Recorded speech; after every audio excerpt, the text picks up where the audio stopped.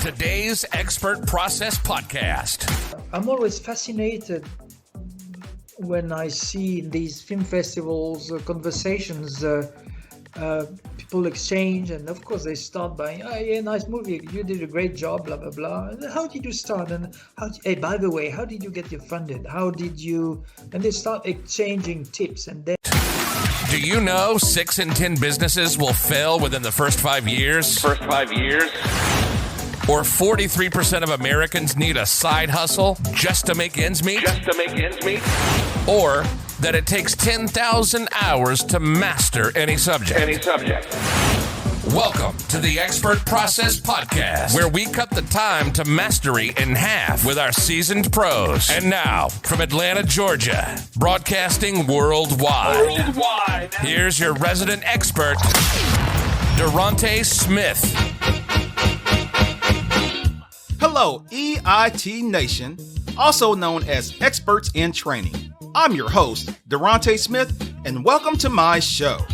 Now, what is the expert process, you might ask? Well, to put it simply, it's years of labor, hard work, blood, sweat, and tears boiled down into an easy, understandable format for you to digest and consume on your own schedule. I'm taking my expertise in the areas of film, television, animation, marketing, publishing, licensing, sales, and more to teach you best practices from across the board. But you don't have to take my word for it.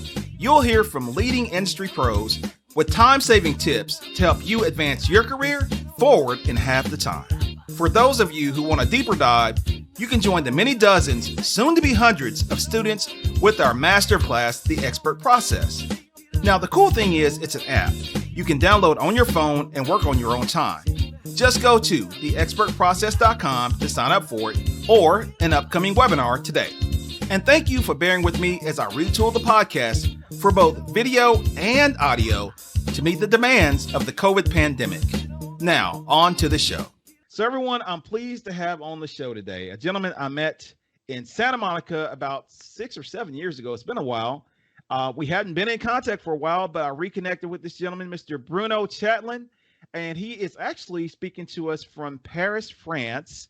And Bruno is what you would call a film marketing communications expert. He is also what I would call basically a film festival expert. He is the founder of filmfestivals.com. He has a number of different titles under his belt as far as the different advisory boards that he serves. He was at one point with Sony and Fox Studios. He was the head there. So Bruno, welcome to the show. Tell us a little about your background, and thank you so much for coming on. Hi, Deronte. Nice to meet you guys. And I'm talking to people I haven't, I don't know, but I always love to share. So yes, we met in AFM, and the first thing I want to do to show how I want to take this conversation is I'll try to give you guys, you filmmakers, as many tips as possible, tips that will help you look good and look professional and look like anyone in the industry can actually enter a conversation. When you see someone you really want to talk to because you have a project in your pocket, you have a DVD, you have a card, you have a leaflet, a flyer, a postcard, whatever, the entry, it's always kind of you may be shy and don't dare approach someone like Steven Spielberg or someone like high caliber. Well, I'll give you one trick. It works. Just go there, shake hand and say, "Hi, Steven, we met in Cannes." Right. I swear Right. That was one of my first lessons when I joined the studio. It was my first Cannes, I think 35 years ago. My boss, I was marketing director at the time, and my boss, his name was Steve, and we were sitting in the Cannes film, in the Cannes theater, 2,800 seats. We were in the best rows, and in front of us was Steven Spielberg. At the end of the show, Steve, my boss, friend, tapped his shoulder and say, "Hi, Steven, I'm Steve. We met in Cannes. And they engaged the conversation, meet Bruno, blah, blah, blah, blah, blah, blah, blah, Right. blah, blah. So after the conversation, I asked Steve, hey, is that true? You really met Steven Spielberg? Say, no. He said to me, no, but there's no way he could think that was not true, because you meet so many people in That's these right. events, in AFM, in Berlin, in Toronto. So anyone who wants to bluff a little bit and show an ace in his cards, try that. Yes. So what can I tell? Because my background is it's a long story, but let's see if I can make it short. First, I have a business background, HEC, which is the leading biggest business school in France. 5-6 years of studies, and after that I wanted to work in advertising because it's fun. So that's how I got my training. What's important in advertising, it teaches you to understand things you've never done before, and become an expert to the extent that you can start giving advice to people that have been doing that job for decades. In other words, you're paid to give advice, and it's your job to find your way around understanding how their business is working and what they should be doing to be smarter than their competition. So I found this as very, very good education. I was then approached by, we call them headhunter. I don't know what the search firm. Yeah. So Same basically, here. Same here. yeah, someone who looked for the person that would be the next marketing director for Sony. At the time, it was Columbia TriStar. And I got the job, and I got lucky. And I'll give you another explain a tip on how and why I got lucky. I got lucky because I managed to gain the confidence of my bosses of the studios in LA by telling them this thing will not work that way. You cannot sell this film. This strategy does not apply for us. We think differently. We don't know. We don't have the same references. Anyway, what I mean is a film needs a strategy, and it really needs the best strategy that makes sense for the local audience. And you do not sell Batman to American audience or French audience the same way. Things don't work the same, and you have to adapt. And I got big fights, mainly for, I do remember one of the big fight with Terry Gilliam's The Adventures of the Baron of Munchausen. And basically, the studios were very embarrassed because it was almost going to bankrupt the company. It has gone so much of the budget, and the studio had changed leadership and chief studio executive, and it was a mess.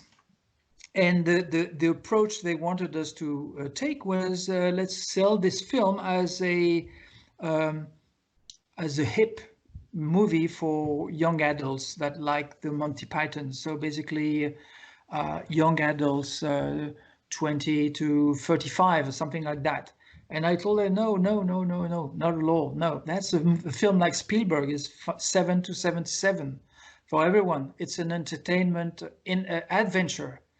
And I designed a campaign. I won't explain why, because it's how I got to that. But basically, I begged them to do a qualitative research, which showed that our approach, the French one, played much better and significantly better than the American and UK approach. And they still said yes, but no. I begged again to the head of the studio and say, well, you don't believe that qualitative? Let's do quantitative testing. Let's have more cases. And he agreed. And it showed our approach won again. And they agreed. They said, all right, okay, Bruno, go with your strategy. And the most important thing, and the end of my story, is we were number one on the box office for 8 consecutive weeks, and the only country in the world where this happened. Even in Germany, which was like the home of the Baron, it flopped. So, and I had a couple of other stories. So basically, Sure. they understood that, yeah, they should listen to what we were saying when we were telling them we should try something else. And that meant that I did not have to spend, like my friends at Warner's, months and months trying to convince with paperwork. And basically,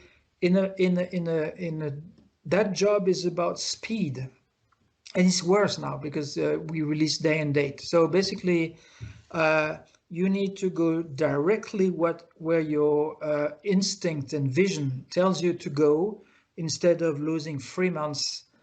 And in what strategy should we adapt? Because of course you understand that in France, we have to translate things, translate dub the film, put subtitles, create our own tools, etc. So that takes time, and you want to make the usage of that time to the best, like come to the smart strategy. So yes, I got lucky. I got lots of stories like these to tell, where films flopped in the US and were successes in France. And then I had the very big success with Boys in the Hood, the film that launched the career of John Singleton. And Yeah. I think we're talking 95 or something. Yeah, that's right. Did you meet John? Of course, yeah. I mean, he came to Cannes before anything else. They trusted the film to be premiering in Cannes. So basically, John came in Cannes, and we decided to invite as well Ice Cube and his scratchers, and we built. So before anyone in the world saw the movie,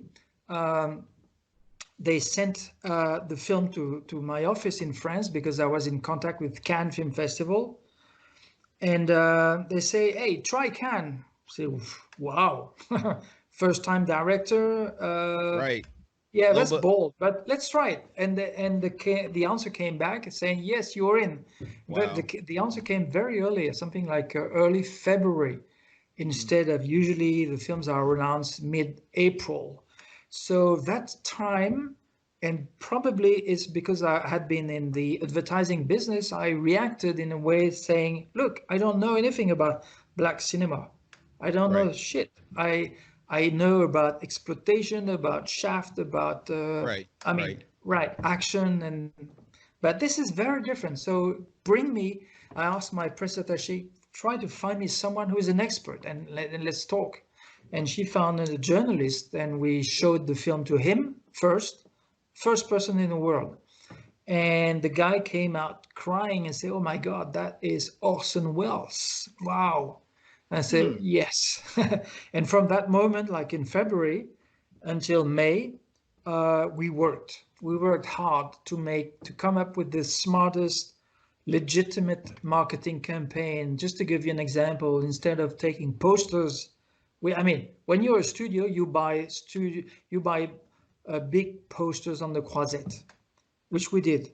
But instead of printing posters, I decided to get graffiti artists and have them do live graffiti with an artwork we created. So basically, it was a kind of something authentic, and we found very good artists, etc. We decided the film had a lot of rap, and in Europe, rap was nothing in '95. So we said, let's do a party where we introduce rap. We introduce the artist, because Ice Cube was an amazing actor as well as being a great early rapper. So, but we said these people with their tuxedo, they are from an age group and segment that will not understand and will not like it. So let's make something really special about this party. And instead of doing a regular Cannes type of party with champagne and stuff. I booked a club, got them to perform, and at the entrance there was a crazy clown, Django Edwards, crazy Canadian clown, and basically he was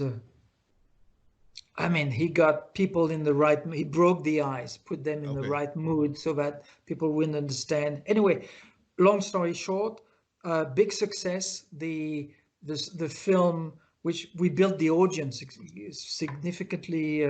We got from the festival the right to get people from the bad suburbs, from the tough suburbs of Cannes, and kids, and so basically not festival goers, but real people. Gotcha. And we also got all the black community like Gregory Hines and Eddie Murphy. They all were together, sticking and supporting John. And we had to turn down about 1,500 people. There was so much demand, so many people who wanted to come into the theater that we turned down people. And that was one good sign of the reception. And at the end of the Cannes, the head of the studio, Frank Price, when we shook hands saying goodbye, he said, "Bruno, thank you, and thank all your team. You did great. And I'm going to change the box office estimate. We had 30 million planned for the US box office. I'm going to change that to 50. It made 57. Wow. That meant this handshake was basically that guy telling me, thanks to your job, thanks to Cannes and your job, things we did, the studio is going to make 50 million at least worldwide. Wow. And wow. It happened. And the campaign we invented for Cannes was then brought to the world. So that's luck, hard work, and repetition of the path that follow your instinct. Right. The first thing I heard you say was you guys, well, in respect to your career, but as well as that specific incident or specific episode with John.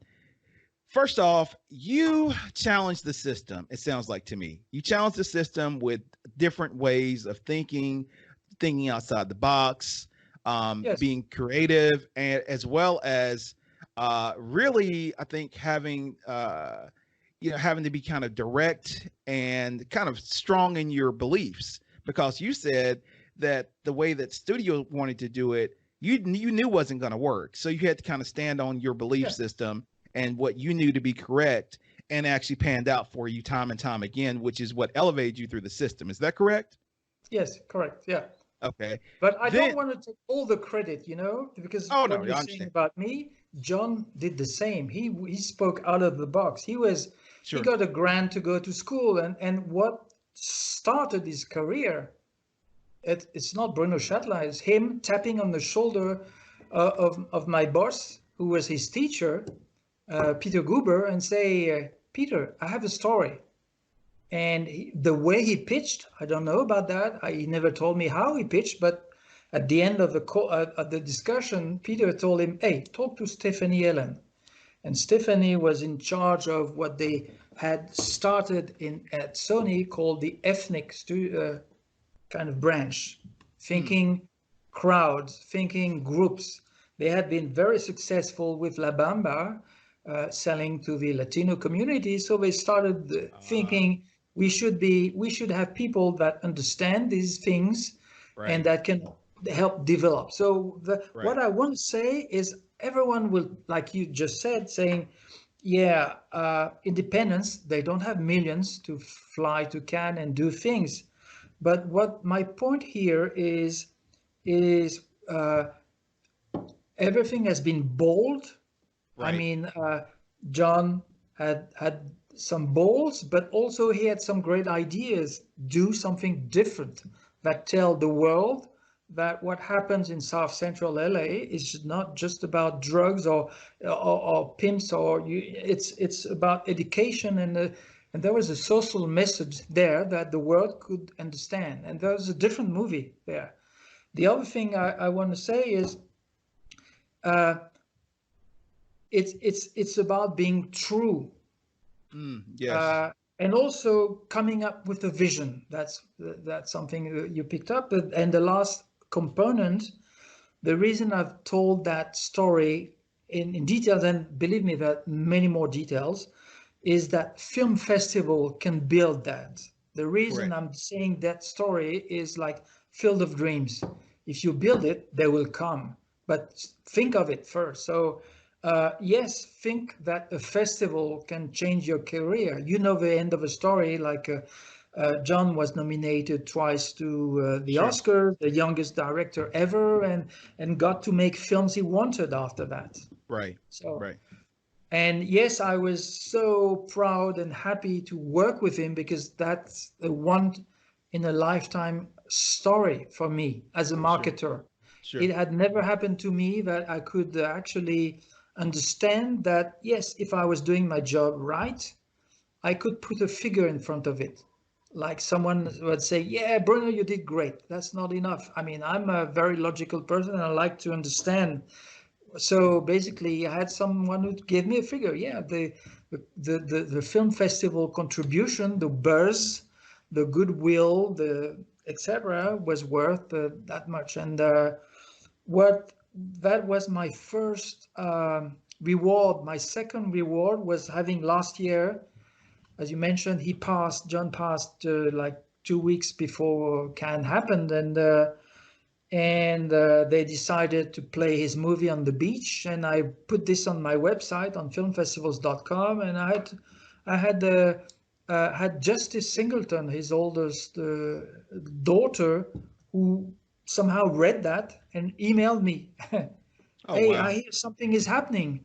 And said, yeah, they're doing this and how, and you know what? If you take a plane and come, we'll do things together, and I'll tell you how I worked with John in Cannes, what we did, how we did it, and how it launched his career, and we can do a panel here, a panel there, and we had that. I mean, she decided to take a plane, and the festival organizers kind of made things happen for us. I organized for her to walk on the red carpet. Oh, wow. and a That's big group nice. of people. I invited friends and all that, Sure. small group. And at one moment, it's a very strong organization. At one moment, we were at the bottom of the red carpet, and the guy with a walkie signed me and said, all right, she can go now. So I said, just now you go. And she walked alone on the red carpet. And at that very moment, I had sent the festival the music, like the theme of Boys in the Hood. I can't recall the Oh, name. wow. Yeah. Yeah. I know what you're talking about. And it's dramatic, it's Yeah. strong, Yeah. it's like heavy, Yeah. it's amazing. And she told me after that, say, she didn't know that. She said, I didn't know whether I would like start becoming a living fountain and tearing, or just hang on and think of my dad, and what she did. And after that, we were guests. I mean, Thierry Frémaux, the head of Cannes, I told me, yeah, all right, you have the terrace there, and I'll get you a cocktail party for your group. We were maybe 30 of us. And guess who's coming at this cocktail with a great view? Leonardo DiCaprio. So, and after that, another friend. It's what I want to say. I could describe that, but basically, it has been a fairy tale from the moment John Singleton tapped on his shoulder of his teacher till even that, because Justice Singleton told me. I'll recall the words exactly. Bruno, I want you to know you made my day the way you made my dad's. Wow.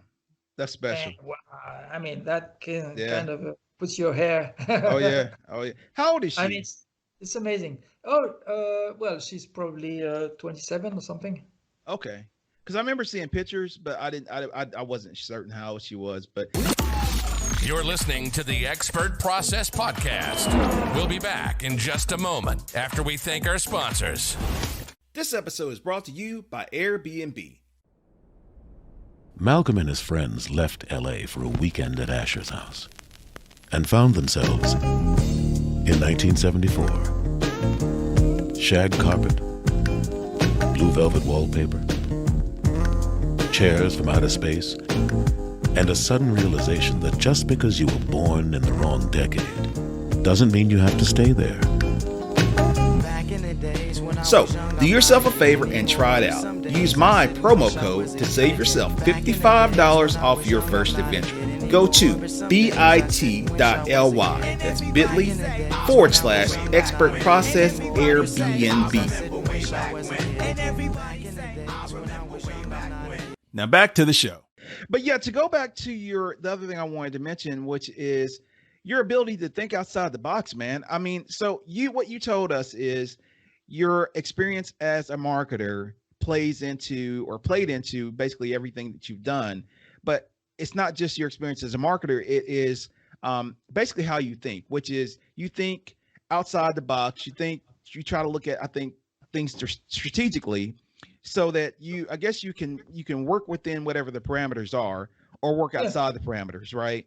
And that to me it seems to be your greatest asset, because everything you're telling us with regard to your movement through the studio systems with Fox and with Sony, but now also you had the fortitude to start filmfestivals.com. You were telling me a little earlier that you're one of the co-founders of the of Senando, which a lot of folks don't know what Senando is, but I'll let you share with them what it is. But Senando is huge. I mean, that as you said, Senando and Cannes are basically one and the same, really. But all those things, it really speaks to it speaks to your credibility, and speaks to your fortitude to think ahead and kind of see the market really kind of before it happens. Does that sound about right? Yeah, I want to say two things. One, I did not co-found. I was an early adopter of Senando. There you go. My apologies. I've been a partner, but no, I'm not the founder, and because Senando is Cannes and strictly Cannes. That's another story. Also, what you said about my way of thinking sounds for me as like a must, or very natural, because when you are a film marketer, and that's what a distributor is, you have to think of outside the box, because each movie is different. It would be stupid. That's the first thing I found very surprising when I joined from my advertising days into film marketing. They called me, you almost don't belong here because you come from the commercials. Yeah. But so they were thinking, say, why are you constantly trying to get your film on television, on publicity, with interview? Why? Because TV is the enemy. That was the state of thinking of my colleagues when I started. They were thinking the TV as an enemy. One thing you should know is in France, you are not allowed to buy commercials for film on TV. Oh, wow. Okay. Which is the number one medium in the US. Yes. You're not allowed for lobby purpose and reason and protection from the dailies and postering. Poster is big in France. So basically, you're not allowed, but that is being the most important medium. It's like if you are running for president in a campaign and you only have and you decided to cut one arm. How can you shake hands with only one hand? Right. So it's very hard, and therefore the French have to be more creative. And of course, one of the national sport for distributors was, how can we get noticed? I mean, after a couple of years when they understood that TV was not the enemy, and basically I contributed to that, because every time I was releasing a movie, I would be interviewed by Le Film Français, the national trade publication, like Variety for French people. And I would explain how I did it, what tricks, what strategies, how I implemented, what type of interviews, what type of emissions and prints or TV shows I would expose the talent that would come to support the movie. And I was saying, yeah, I'm not scared of showing all my tricks because I know that the next movie is going to be a different story. Right. I'm not banking. I'm not duplicating. Your film is not about duplication. Even T2 was different from Terminator, and I worked on both. And Rambo, I did Rambo 2, 3, whatever. Anyway, each one was a different story. So it's all about doing what's best. Right. And out of the box, if you will, yeah, it's just an attitude you have to have. But I would say now, well, I've been talking now as a film distributor, someone very privileged in a company that had lots of money to hire talented people around you. Right. So I had a marketing team of 6, 7. That's not the case of any filmmaker we're dealing in the indie world. So what I learned that applies for them is the fact that you have to believe team is the most important thing you can own. And most filmmakers know that story and decide they will continue to work with the guys who did their DOP or sound or you name it, because they found they had a good teamwork and blah blah blah. But when it comes to marketing and selling the movie, you have to understand that that is not your job. That is not in most cases your expertise. So you should trust other people and mostly be open for discussion. And I'm not saying that a producer, a director cannot have a marketing mind. That's not true. Some of them have, or they can have good ideas. What's important is that they realize that it's a dialogue. And someone who comes in with an experience probably might have more weight into decision making. So other things I'd like to say to illustrate that is the best experience in my career working with other people was when I was capable of building a dialogue. In other words, it applies for me. I'm not always right. I need someone to confront and say, what if? And then it's like going up the stairs, not lift. It's not a lift. It's not an elevator. It's a stairs, step by step. I remember working with the best producer in France of French comedies. Unfortunately, the guy passed. His name was Christian Fechner. He produced the biggest French comedies huge box office successes. And when I worked with him, he committed to 3 films, and the first one that we did was pretty bad. And it started with the poster. I did not know, but I found out later that his brother was an actor and a wannabe artist designer. So the first meeting I had with the producer, he shows a poster. It was stinking like hell, like old-fashioned, like 70s, that really bad poster. And so that's one thing where I learned in advertising, and said, instead of saying that is shit, that is bad, I said, I think there's some things that are wrong and we could try to eliminate that and make it better doing this or that or that. Okay, let's not kill this idea immediately. I think it's not good, but we could try that. Right. But now I have this idea. We should try this. And I saw the relief in the guy, and understood later, because it was his brother's art, and he needed some, basically he challenged, and we got better, each of us, because he was capable of bringing creative ideas. That's what a producer is good at, is bringing creative ideas and trusting dialogue, trusting that the person in front of him was someone who could actually be more right than he can be. So it's about knowing that you don't know. And but in another hand, I'm going back to John Singleton. It's also about knowing your limits and having gone through processes where you know that you should trust your vision, Yes. because everyone in this industry does that for a purpose, because they have this in their guts. They want to make it. They think it's a film that will please the audiences, and that's a very important question. Is how sure are you that this story, which is very personal, is more than a story for you, but also a story for you and your neighbors and your friends and your Sure. family, and they like it. It's more than a story for two people. It's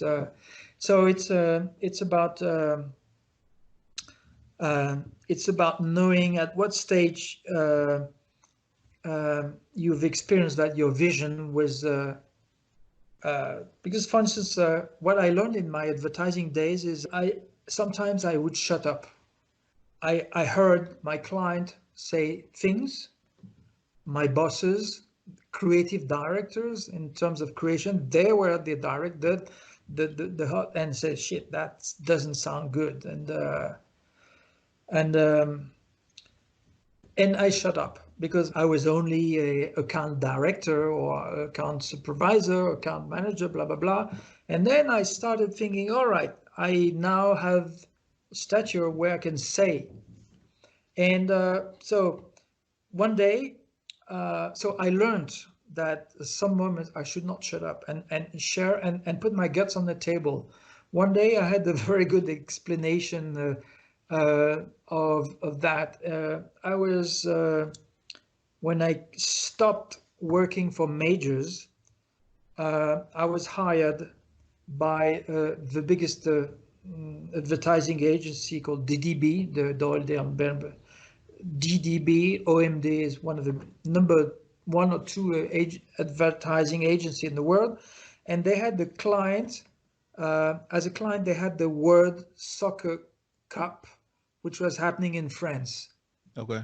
And they asked me to come on board and say and told me, look, we have a problem here. No one gives a damn, and there's a chance that we miss that opportunity to show how France is good at organizing and also the benefits of the communion of the people in front of an event like that can bring people together, like COVID is bringing people together somehow.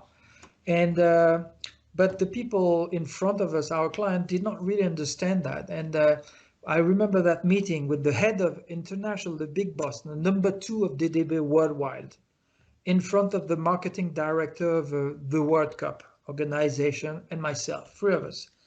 And I tell them, we want people to come down in the street. We want the French in the street. And the marketing director of the World Cup say, Bruno, why? That's not our job. No, we're here to sell tickets and to sell sponsorship to McDonald's and Coca-Cola. That's not our job. We don't care about that. And I didn't go anywhere beyond, but my boss there, the head of DDB, insulted him and said, "You're an asshole. How can you say something so stupid? I mean, Wow. this is such an opportunity." And of course, I wouldn't ever call someone I work with a client an asshole, you know? Right. And after that, he told me, Bruno, this is it. You stop. You're not talking to these people anymore.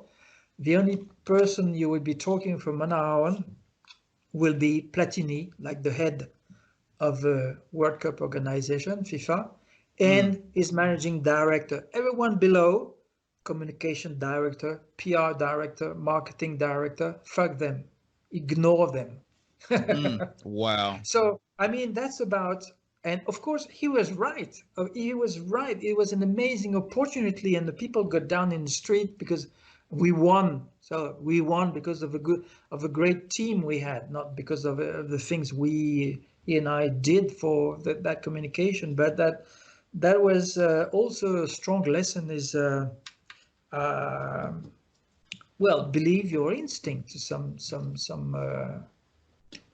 extent, if you and then the specifics about the film job is, once you have the instinct, it's very important that you have the people around you that help you put it down to every detail. Yeah. It And needs, I was gonna everything say, needs to be I was gonna in say, place. you mentioned about the instinct and about the vision, but the other thing is hiring the right people Yes. that can see your vision, because that's one thing I've experienced is you can assemble a team, but if the team doesn't see your vision, it really all of your directors, right? Well, All of your it's about department sharing. heads.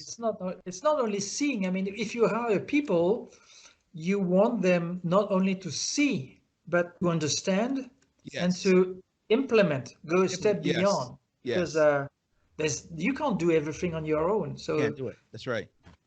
Yeah. So you have to show them that first your vision has some values, Right. show them some credential. Look, you followed me here, we did this, we became number one, we had that kind of success, this one flopped, we changed it, it worked, etc. So, and then you have to, something really important, if you mentioned the teamwork, is uh, not only sharing but protecting that Yes. vision. You know, Yes. there's some very, very, very dangerous element with creativity, which is stress. Yes. If someone around you in your team gets stressed, gets some kind of pressure that puts him at stress, you'll see his level of creativity like vanish. And it's your job, if they work for you, you know, if your job to kind of protect people from stress, cover up. Sure. And that's what I was doing. I have a funny story about that because stress is so contagious. Oh my, We were, it's cancer. Stress is cancer. yeah. So one example, uh, how stress can lead you to do some crazy shit. So Mm. one example, we had Dustin Hoffman in France for a movie by Stephen Frears called Hero. And we got him into a show that was a live show in France, 1 hour long.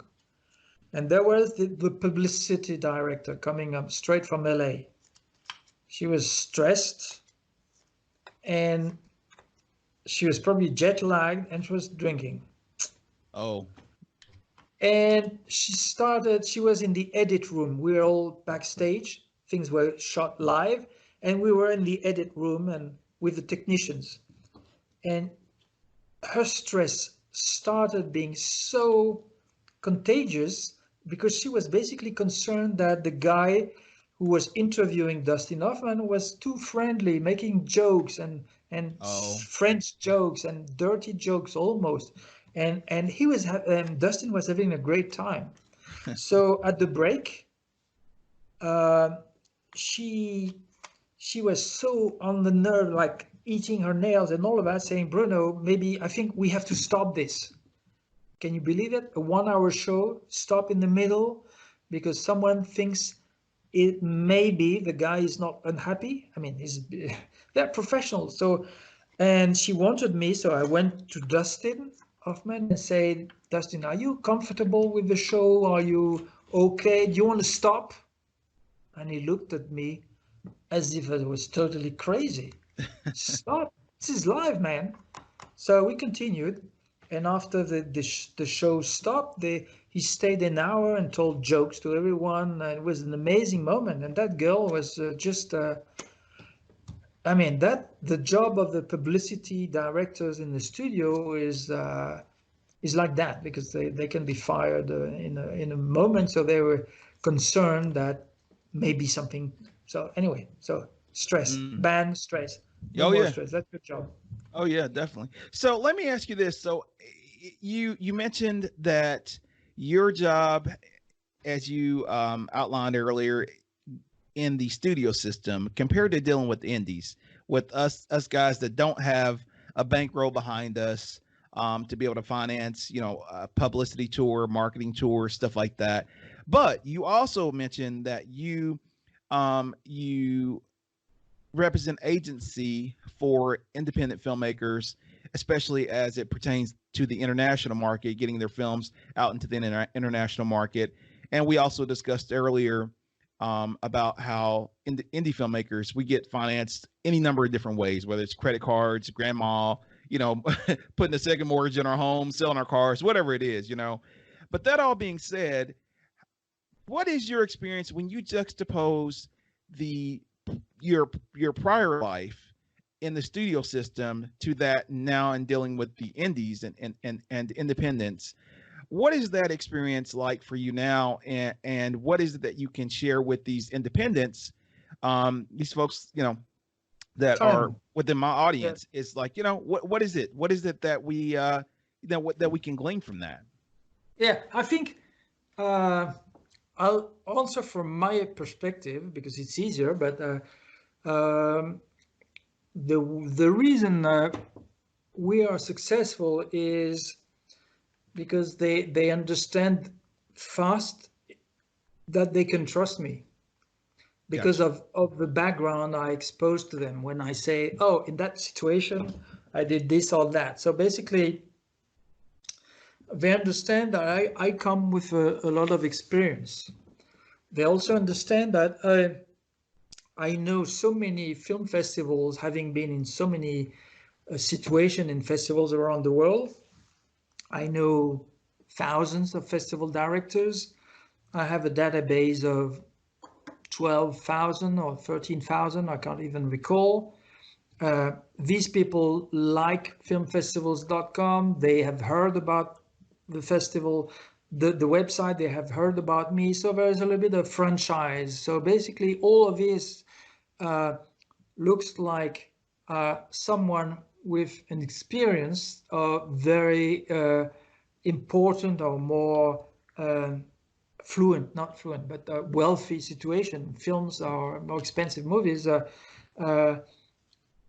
What I'm saying is, I'm getting a faster access to them when it comes to convincing them that, hey, the title doesn't work, or the catch line, let's try this one, or change the edit.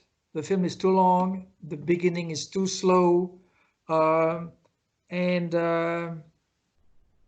in some cases, I mean, many people would be scared of telling those things. No, your performance in the beginning of that first scene is too slow. It's a horror movie. It should be more impact. Let's cut. And it happens to me. And I remember the sales agent did not even dare say that to her client. And I was, because I'm a consultant and I come with experience and I can relate to examples. I said, in this case, I did this and it worked that and we were successful. They say, all right, then he's been in my shoes already and I should listen to him. So I'm being successful because there's no politics. It's just convincing and discussion and teamwork. It's getting faster to a core line of dialogue where we can go to the most essential things and come up with the right strategy or what fits best, and also be pragmatic about it, because there is no such thing as a common path to addressing, designing your festival strategy or your sales strategy. It's also always a mixture of what comes up, it's sometimes a fairy tale, but it's also reacting to facts of life. So your film has been selected to that film festival. All right, then that's good. We have a starting point, and it's a strong starting point. So there's one thing that we don't have to take care of to worry about, which is going to be our opening film festival. Because every filmmaker I speak, even though they have never been to Cannes or Toronto, or they think the film is something, hey, don't you think we should show it to Cannes? Or no, Cannes doesn't take any kind of film. I mean, there's So if you tell them, I don't think it's a film for Cannes because you are not Tarantino and you don't have Brad Pitt in it, nor Leonardo DiCaprio. All right, then I want an A festival, and so these kind of dogmas can be very dangerous. They can be very stupid if you think you have to wait for the answer for the festival and lose 9 months, for instance, because of the timing. And in the meantime, you refuse the B or C category film festivals, then you're done. You because you only have there's a time stamp on the festival film. Basically, your film can only play for a certain duration. After that, the festival programmers will consider it at old meat, Right. dead meat, cold Right. meat. I learned that with the And markets. The markets are the same way. yeah, so and as far as market also, uh, it's important when you discuss on the international scene to say, that, yeah, my film was released in my country. You're listening to the Expert Process Podcast. We'll be back in just a moment after we thank our sponsors. Recently, I read an article about student enrollment in traditional colleges is way down, and online course enrollment is through the roof. With podcasts like this, you not only get free developmental information, you also get access to resources you wouldn't have otherwise. But if you really want to take your film game to the next level, you should consider taking my online masterclass. It's 42 online video modules for more than 50 hours of self-study, complete with a full suite of resources. It's also live coaching and instruction from me and other industry professionals. People say, but Deronte, why are you doing this? And I tell them, it's just my way of giving back. So, if you're serious about wanting to level up your film game, register for the free informational webinar today at theexpertprocess.com. Again, if you want to write a script, make a movie, sell a movie, or just learn how to get into the industry, this webinar is for you. I want to keep the groups fairly small. So sign up today because space is truly limited. Go to theexpertprocess.com and register today. Now back to the show. If you're an Indian filmmaker, I want to know that your film has been released in your country. If you have not been successful to play your film where your target is more likely to like your movie, then I'm concerned. So these are things that are kind of natural elements. So my role when I come in is to play with this, say, okay, the film has a theatrical release in your country. That's great. We'll can bank with that. This is checked. Next one is, what's your next festival? The bigger festival opening. Which one? All right, check. That's good one. You don't need for that type of movie. You do not need a one of the 10 best festivals to play your films because they will not likely like it. So don't bother. Go for the distance. Go for the numbers. It's a good thing to have plenty of laurels on the poster. Go for the numbers. Let's try to have as many film festivals as possible, small, medium, or very tiny. It doesn't matter, many, because festival is one of the very important components, a place where things can happen. Sure. You can meet really Spielberg. You can meet your sales agent. You can have a lunch with, drink with, and realize you can maybe make a movie together. Sure. So these are places where you learn. You must listen to what other people are telling you from their film, from your film, the way they perceive your movie, and consider that as a training experience, like a graduation. Right. It's very important. Just like another element I want to share is the first-time director. Making a first film is very important. That is it's a very specific moment because some journalists love recognizing, discovering the next Orson Welles. Remember my story about John Singleton? How he Yes. got lucky? Well, he got lucky all the way, all the way. And I'm telling you, part of it is first time director. Mm, Believe me, the second film is difficult, but put everything you can on the first one and hire the people that will understand it's very important and bring value and add value, etc. It's a specific moment. got you. So let me ask you this: with respect to getting movies sold now versus in the past, now it seems a lot. I think the market seems more saturated, and it seems to be more challenging because everything now seems to be shifted to online or streaming or all the different streaming platforms. The DVD box office isn't the same. The different ancillaries have changed. So, how do you navigate that now? Uh, yeah, you're right. The streaming is getting, of course, more and more important, and theatrical distribution is something for the happy few. DVD is dead mostly, so you're left with people who can see your film either online or in the film festival, and both are extremely important. And so festival with dealt. Regarding online, I think self-distribution is now possible, but probably a big limit. I don't think it's very easy for any independent filmmaker to be on his own and being capable of selling to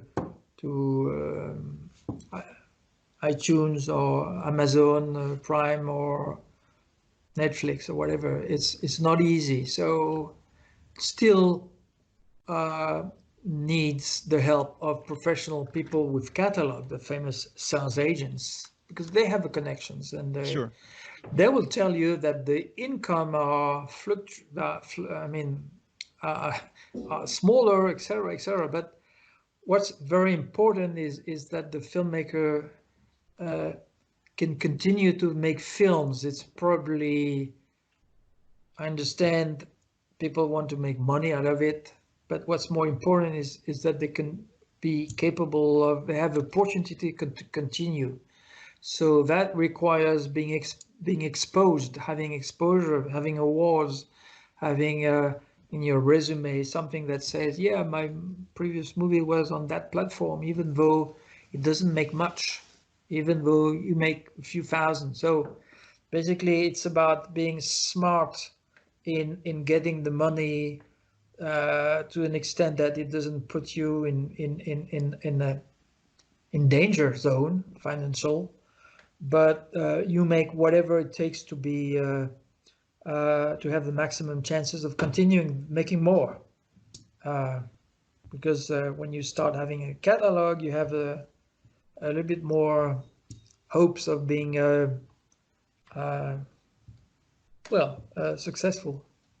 What I've seen is, and especially in talking with so many filmmakers with this platform, what I've seen is a lot of filmmakers who start. So as you're alluding to, first time filmmakers, a lot of them unfortunately don't understand that what the objective should be is longevity, right? But then the ones that are successful, that what they've done is they've used that first film as a launching pad to earn a space in the industry, whether that's in behind the camera or in front of the camera, whatever that might be. But they've used that as a launching pad to to have continued work in whatever facet that they've kind of settled on. And I think that's what I'm hearing a lot from you is, that first film, you put all of your eggs in that basket to push it as hard as you can, because you never know where that can take you, for one, because it could be that John Singleton, that magical egg or something like that. But also, even if it isn't, then it will hopefully help to create additional opportunities for you. Does that sound correct? Yes, of course, and it's about network, and we're coming back to the word team, the big Yes. word, and um, and fairy tales. It's about opportunities because stories happen in conversation. Like, oh yeah, that's a great idea. I love that idea. I've worked on this, and let's do it together. Let's I have a script here and whatever. I mean, I'm always fascinated when I see in these film festivals conversations. People exchange, and of course they start by, oh yeah, nice movie, you did a great job, blah blah blah. And how did you start? And hey, by the way, how did you get you funded? How did you? And they start exchanging tips, and then they get to know each other better. And if you are smart and curious, and it leads you to somewhere where you when you leave the festival, you've learned and you made the step in your career towards doing something else, meeting with some, having a job there, or I have lots of people that come to me, actors. So that's something I really cannot help much, because I help filmmakers, producers, directors, saying, yeah, I can get you a sales agent, or I can connect you with buyers and see how successful we are. But when it comes to actors or actresses, it's hard. I don't have much to say. So the only thing I tell them, personally, I cannot give you a job. I don't know anyone who can give you a job, because people that are working on films do not necessarily talk to me about the casting choices they have in their mind. The only thing I can offer you is a piece of opportunity, a place of opportunity, a moment of opportunity where you can be visible. So basically, I tell them, hey, I'll make you a filmfestivals.com correspondent. You can pretend. If you can write, take a picture, or shoot a little video and make an interview, I'm happy to have you as a film festival correspondent. I'll get you accredited in the film festival somewhere in the world. And you can say, hey, hi, Steven, Mr. Spielberg. I'm Michael Jackson, and I write for filmfestivals.com. You have 5 minutes for an interview, and usually it works. Yeah. So now, if they are smart, if Michael or whoever is smart, at the end of the conversation, if the question he had were not so stupid and smart, the one like the good conversation we're having, then at the end, it's their choice of saying, oh, by the way, I loved your work here. I love what you did, and it reminds me of a project, or I have this, I want to do that. And that's a John Singleton story. Right. So it's about being in the right place where opportunities can meet. That's things I like to do. Yeah, no, it's important. Like I said, that's how we met. I mean, the American film market, I was told by one of my mentors, hey, you got to get to the American film market if you want to be a serious filmmaker. Once you get your film produced, once you get it done, you need to get out there and go see who you can meet to get your film sold, So, it's, I try to explain to folks, you have to leave your comfort zone. You've got to get outside of your own personal network, and you've got to meet new people. And when you do that, good things happen, But it's hard. I mean, people, I was shy when I started that. But I remember the first time I went in front of the camera, because I got to be interviewed a lot. Well, I would go for a shot of rum and or cognac and be more comfortable with. So I've never. I could not think of a way to approach someone that I think might be important for my job, my career, it's hard to say, hey, can you give me a job? I'm a filmmaker, I have a script. Can you give me money, produce, blah, blah, blah. But going in front of someone and saying to him, you have 5 minutes, we can talk, and I want to make an interview, and you tell me how you funded your film, how you started, what brought you to that stage of your career, and learn from that, and maybe then get the chance of pitching what you want to pitch there. It's easy.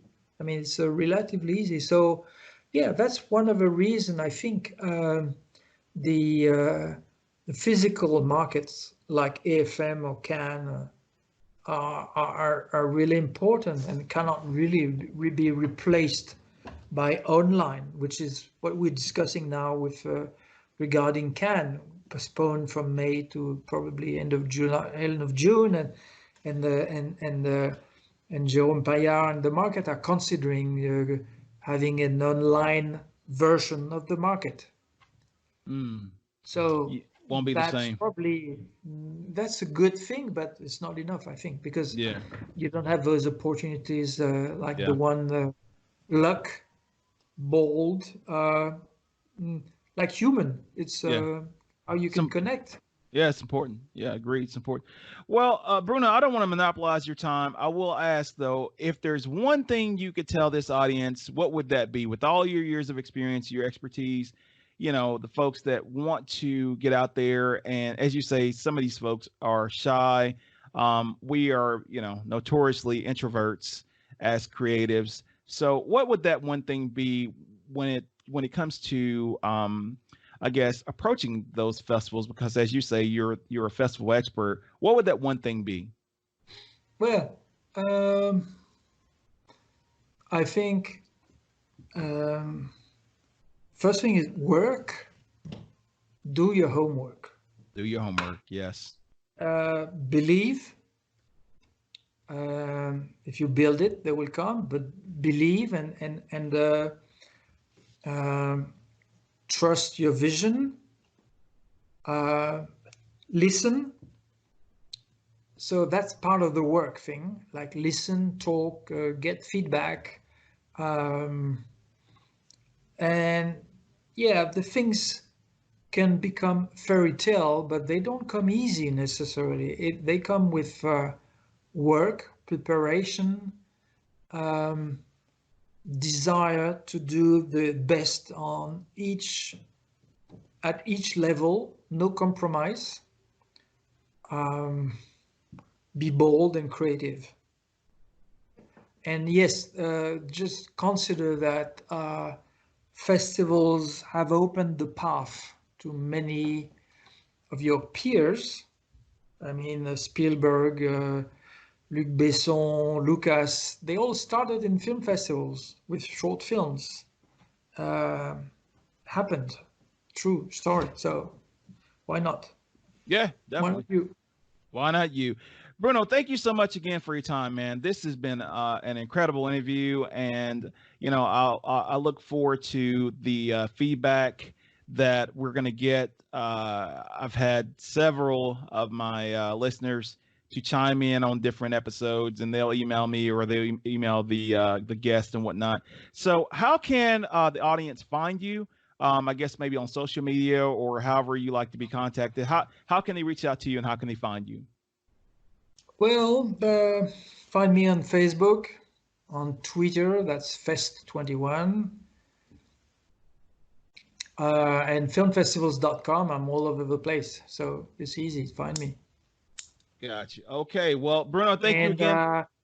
So the first thing I want to say is social media is like a first step, but of course any thorough conversation about the problem they want to share with me, and I'd be happy to discuss that. Of course, the next step would be an email, and then possibly a Skype call or whatever. I'm open to brainstorm a little bit, and I look forward to getting feedback on what the ideas that I hope I triggered. That's my reward would be like people were got back, listened to this conversation we had, which I think was very, very fruitful, and say, oh, you gave me this idea of doing this and that. I remember the best compliment someone made from one of a keynote I made.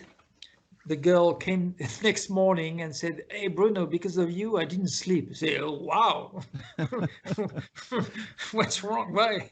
Yeah, because you said so many things that triggered my mind, and my brain kept buzzing, and I imagined, and she was one of the programmers of the very big film festival, and she heard so many things that she wanted to try. So she loved that space. She told me, I think that was exactly what I was there for, like trigger people's creativity and maybe challenge them and play with them if that's possible, because I like that. I'll say this much, audience. I want you guys to know, when Bruno says this, he means this, because he and I met like 6 or 7 years ago now. And it's most ironic that we're having this conversation and we have this follow up. Now, granted, I think maybe a part of that is due to just the amount of sheer downtime with everything going on with the virus and all this other stuff. But that may have freed up a bit of time on your end and perhaps on mine where we could actually meet. But nonetheless, I will say that, you responded back to me. You were very generous and very kind with your time. And you're sincere in what you're offering these folks in your expertise and your knowledge. And I really appreciate that. I'm certain they do too, but I really appreciate that, because my aim and my ambition in doing this whole thing with the podcast is to help folks in their career and along their way. And if, this conversation has helped one person, I think, we did a world of good, but I think we've helped a lot more than that. Good. Yes, happy. sir. Thank you very much, Deronte. Thank you so much, Bruno. We appreciate you, and stay safe over there in France. Okay. Yeah, do the same. And remember, when it comes to being contained,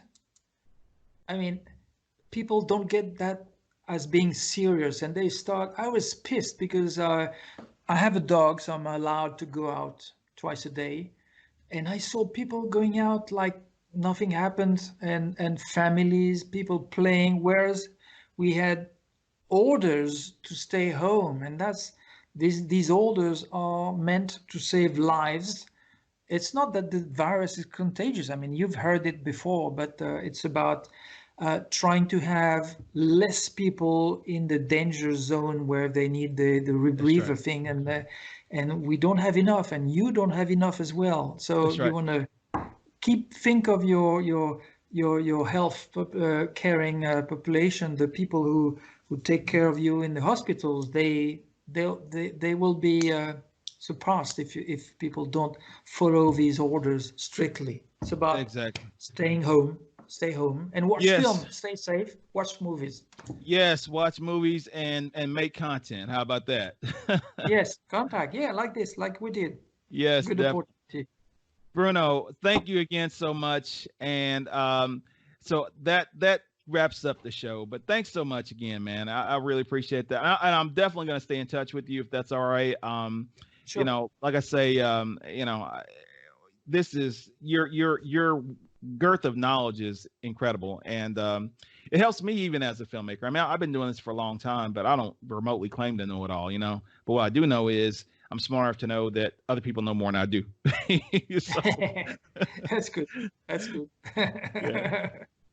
Yeah. Well, you enjoy your evening, all right? Okay. Of course. Pleasure. Yes, Thanks sir. a lot. Thank you. Bye-bye. Thanks a million. Take care. Bye-bye.